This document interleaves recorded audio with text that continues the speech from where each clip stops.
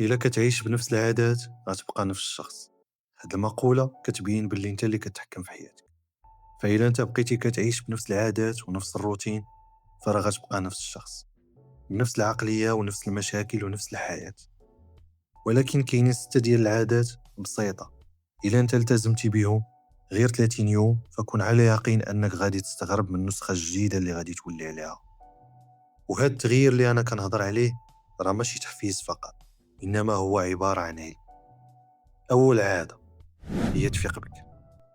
عارف باللي ديما كتسمعها، ولكن راه أغلب الناس عمرهم جربوا شنو كيوقع ملي كتربح أول ساعة في نهار.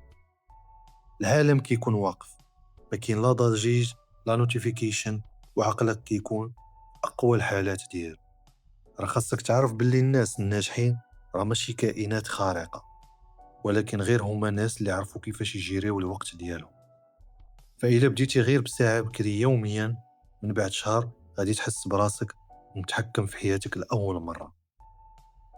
تاني عادة، وقف الاستهلاك الزائد. سكرول فيسبوك انستغرام تيك توك راه كيعطيوك واحد المتعة زائفة وسريعة.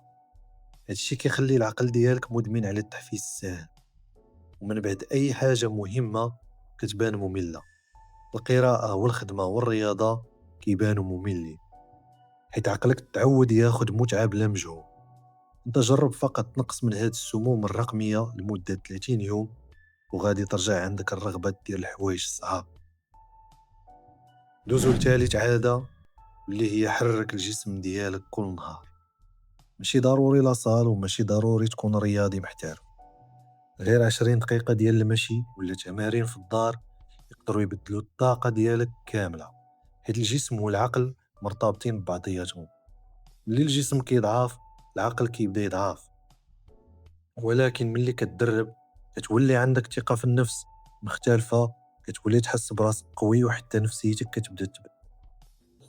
رابع عادة، قرا كل نهار. باش كنقول لك قرا كل نهار راه ماشي كنقول لك قرا كتاب ولا مجلد كل نهار، راه غير 10 صفحات فقط كافيين.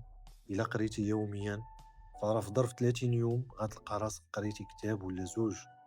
والمشكل ان اغلب الناس يفضلوا يعطيو وقتهم للسوشيال ميديا وما كيعطيوش حتى 10 دقائق في اليوم لقراءة واحد الكتاب اللي يخليهم يبنيو واحد العقلية مستقلة.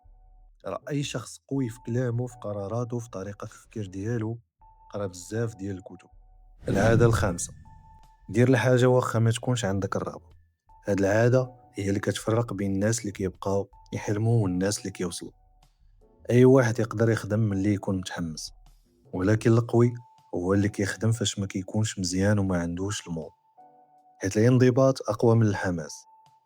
العادة السادسة واللي هي آخر عادة، بعد شوية على الناس، ماشي على الناس كاملين ولكن على الضجيج. كل نهار خصص وقت بوحدك، بلا تليفون بلا موسيقى بلا سكرول، غير انت والأفكار ديالك.